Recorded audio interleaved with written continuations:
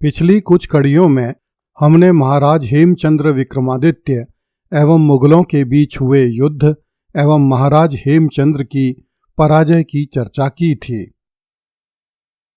दर्शकों को स्मरण होगा कि हुमायूं ने अकबर तथा बैराम खां को सिकंदर शाह सूरी का सफाया करने भेजा था, जो शिवालिक की पहाड़ियों में भाग गया था।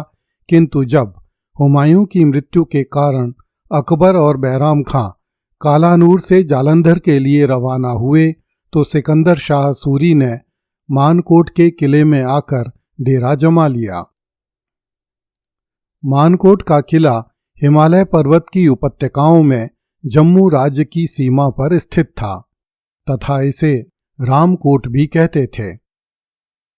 जब अकबर ने हेमू को परास्त करके दिल्ली, संभल तथा आगरा आदि नगरों पर अधिकार कर लिया, तब सिकंदर शाह सूरी ने पंजाब में लूटमार मचानी आरंभ की। इस पर अकबर ने अपने अमीर खिज्र खां चायारी को सिकंदर शाह के विरुद्ध कार्यवाही करने भेजा, किंतु सिकंदर शाह ने खिज्र खां चायारी को लाहौर से 20 कोस दूर हुए युद्ध में परास्त कर दिया। इस पर अकबर स्वयं अपनी सेना लेकर सिकंदर शाह सूरी का दमन करने के लिए रवाना हुआ। जब सिकंदर शाह ने सुना कि अकबर अपने समस्त अमीरों को लेकर पंजाब आ रहा है तो सिकंदर शाह फिर से शिवालिक की पहाड़ियों में चला गया। शाही फौज ने सिकंदर शाह का पीछा किया तथा जालंधर से दिमुहा होती हुई दहमीरी तक पहुंच गई। सिकंदर शाह फिर से मानकोट के किले में बंद हो गया। मुगलों ने मानकोट पर पूरी ताकत से हमला किया, किंतु मानकोट का किला इतना सुदृढ़ था कि मुगल उसमें घुसने का कोई मार्ग नहीं बना पाते थे। एक दिन सिकंदर शाह के सैनिकों ने किले से बाहर निकलकर मोहम्मद हुसायन खां के भाई हसन खां बेग को एक पहाड़ी पर काट दिया। इस पर मुल्ला कादिर बदायूं ने एक कविता लिखी जिसका आशय इस प्रकार था। तुम्हारे पहाड़ की चोटी पर हसन काट दिया गया, तुम्हारे लिए करबला से ज्यादा तुम्हें धिक्कार है। जब मुगल सेना मानकोट के किले पर अधिकार नहीं कर सकी तो मुगल अमीरों ने किले के भीतर अपने गुप्तचरों के माध्यम से सिकंदर शाह सूरी के अमीरों एवं सेनापतियों को रिश्वत देकर खरीदने के प्रयास आरंभ कर दिए। चूंकि किले में रसद की कमी होती जा रही थी और सिकंदर शाह सूरी का खजाना चुकता जा रहा था, इसलिए सैयद महमूद बारहा आदि बहुत से अफगान अमीर रात के अंधेरे में मानकोट के किले से निकलकर अकबर की तरफ आ गए। इस पर सिकंदर शाह ने अपने पुत्र अब्दुर रहमान को गाजी खां सूरी के साथ शांति प्रस्ताव के लिए भेजा। सिकंदर शाह ने बादशाह की भेंट के लिए कुछ हाथी भी भिजवाए। अकबर ने अतका खां एवं पीर मोहम्मद खां को मध्यस्थ नियुक्त किया। संधि की शर्तें तय हो जाने के बाद सिकंदर शाह सूरी ने मानकोट का किला अकबर को समर्पित कर दिया। अकबर ने सिकंदर शाह को अपनी सेवा में रख लिया तथा उसे जौनपुर का जागीरदार बना दिया। सिकंदर शाह सूरी ने इस शर्त पर जौनपुर का जागीरदार बनना स्वीकार किया कि भविष्य में जब कभी भी अकबर बंगाल पर अधिकार करेगा तो जौनपुर का शासन खाने जमा को दिया जाएगा तथा बंगाल सिकंदर शाह सूरी को सौंप दिया जाएगा।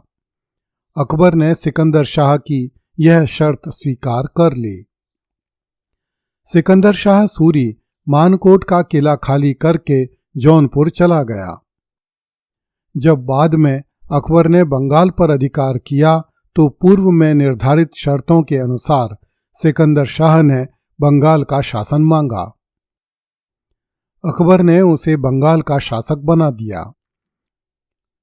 जब सिकंदर शाह सूरी ने बंगाल पर अधिकार कर लिया तब अफगानों में आपस में झगड़ा उठ खड़ा हुआ और बंगाल पहुंचने के 2 साल के भीतर ही सिकंदर शाह सूरी मार डाला गया।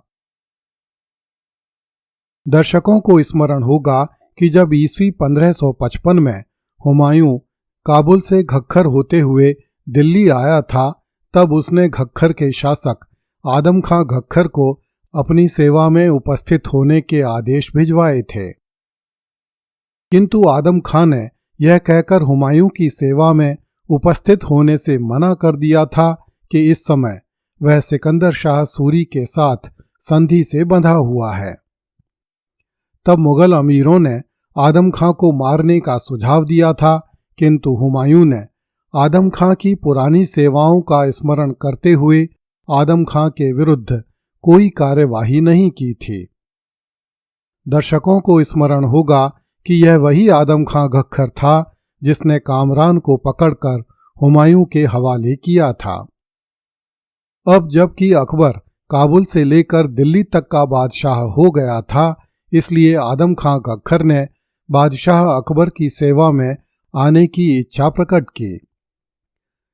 अकबर के बहुत से दरबारी नहीं चाहते थे कि आदम खां को क्षमा करके फिर से शाही सेवा में लिया जाए, किंतु बैराम खां ने काबुल और दिल्ली के बीच में स्थित घक्खर राज्य से संबंध खराब रखना उचित नहीं समझा और मुल्ला अब्दुल्लाह सुल्तानपुरी को मध्यस्थ बनाकर आदम खां को शाही सेवा में ले लिया।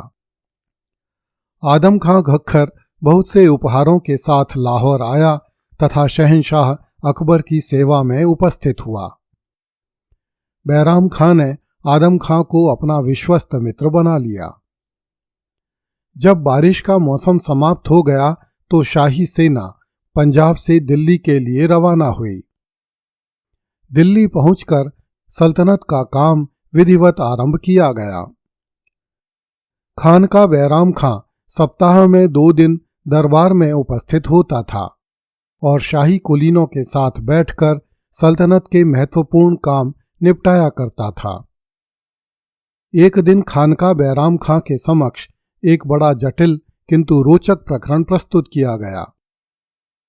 मुल्ला अब्दुल कादिर बदायूनी ने लिखा है कि खाने जमा अर्थात अली कुली खां शैबानी शाहिम बेग से प्रेम करता है तथा उसे अनुचित संरक्षण देता है। शाहिम बेग ईरान के शाह तहमास्प के ऊंट दस्ते के मुखिया का किशोर वय पुत्र था, जो यौवन की दहलीज पर खड़ा था और देखने में बहुत सुंदर था। वह अली कुली खां के संरक्षण में रहता था। यही कारण था कि अली कुली खां शाहिम बेग पर अपना अधिकार समझता था और उस पर जान छिड़कता था, किंतु शाहिम बेग अली कुली खां की ओर देखता भी नहीं था, अपितु शाहिम बेग स्त्रैण स्वभाव का होने के कारण बहुत सी औरतों को खराब कर रहा था। अली कुली खां शाहिम बेग की हर जाति को स्वीकार करता था। मुल्ला बदायूनी ने लिखा है कि जब बैराम खां के समक्ष यह शिकायत आई तो उसने खाने जमा अर्थात अली कुली खां को आदेश दिया कि वह शाहिम बेग के विरुद्ध कार्यवाही करे, किंतु अली कुली खां चुप लगा गया। एक दिन शाहिम बेग ने अब्दुल रहमान नामक एक अमीर की औरत अपने लिए मांगी। जब अब्दुल रहमान ने अपनी औरत देने से मना कर दिया तो शाहिम बेग ने अब्दुल रहमान को बंदी बनाकर उसकी औरत छीन ली। इस पर अब्दुल रहमान के भाई मुइद बेग ने कुछ आदमी एकत्रित करके शाहिम बेग को मार दिया।